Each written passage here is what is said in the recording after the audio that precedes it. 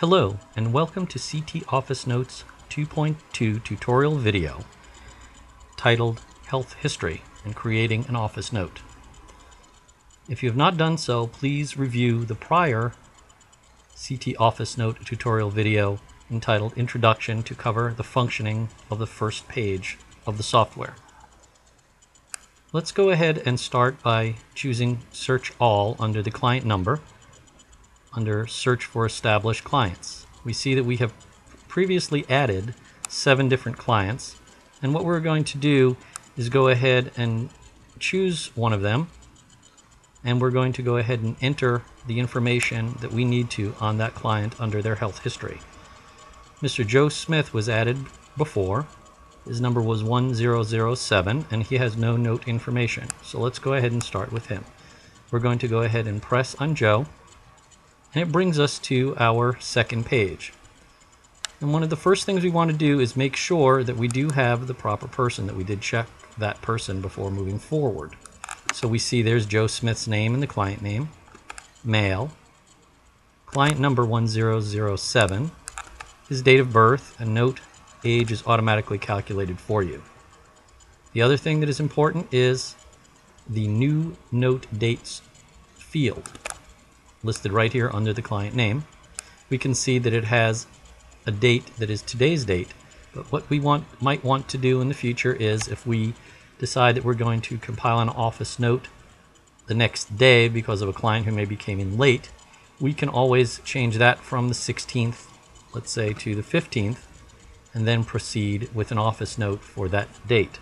But we're going to go ahead and leave it on the 16th for right now. Note that we have tabs here entitled Health History, then Subjective, which will be covered in another video, along with subsequently Objective, Assessment tab, Plan tab, Create Note/Save tab, and View Prior Notes tab. Also, Load Next Client First Page will take you back to the screen that we were just on. You will also see a button that is appearing to be a padlock, and we'll go into a little bit about how we use that in just a moment.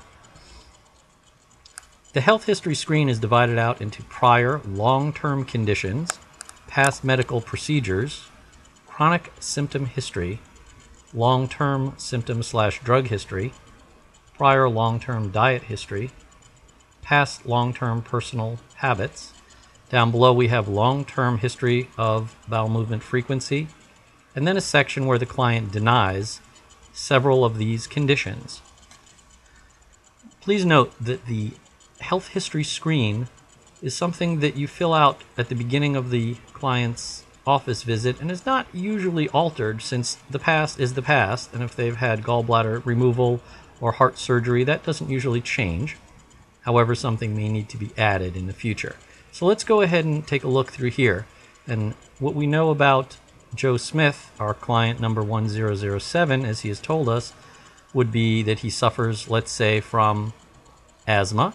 We can check that. He might have candida, and he might have chronic constipation. And these have been things that he said were in his past, long term, not necessarily what he is suffering from right this moment. Past medical procedures might be that he has had knee surgery, for example, and shoulder surgery. Under chronic symptom history, these are things, again, that would be bothering him long term, not necessarily something that has just occurred. So he might tell us that he has fatigue and gas long term, as well as gets long term headaches and heartburn, for example. Under his supplementation, he might say that he's been taking multivitamins for a very long time, and he might be on some other medication. If you'll notice, we have long-term supplements up here and then long-term drug history below that. He might say that he's on a balanced diet and that he denies use of alcohol. Under long-term bowel movement frequency, we might choose that he says he used to go regularly 7 times per week. That might be different than what is considered what he's having at the moment. What we're doing with the health history screen here is to compare what he used to have to his current condition. Under client denies, these are items that we see down here that would be a contraindication to receiving colon therapy. You have several choices. You can make individual check marks inside each one of these, or you can go to client denies, select all, and choose that.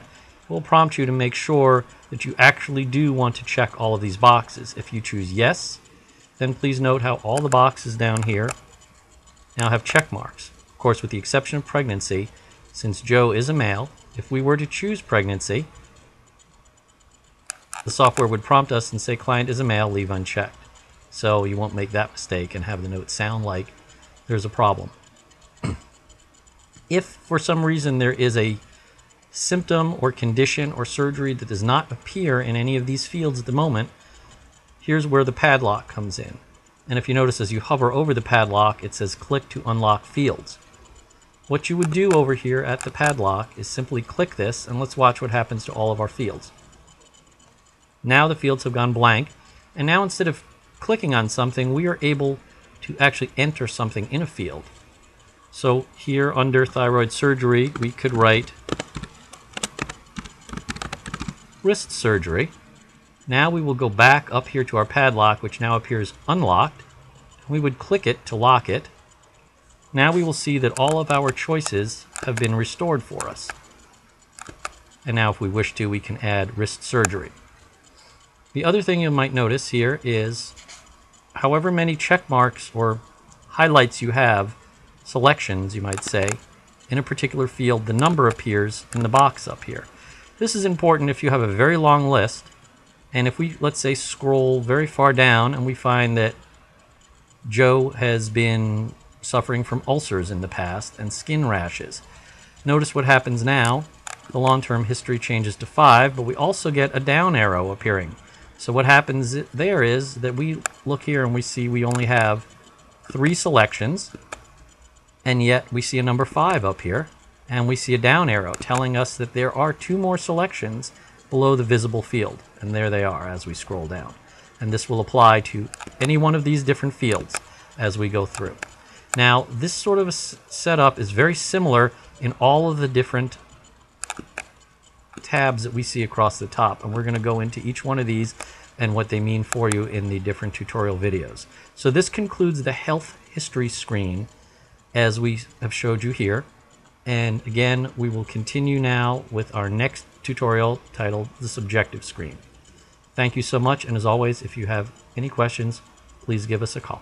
Thank you.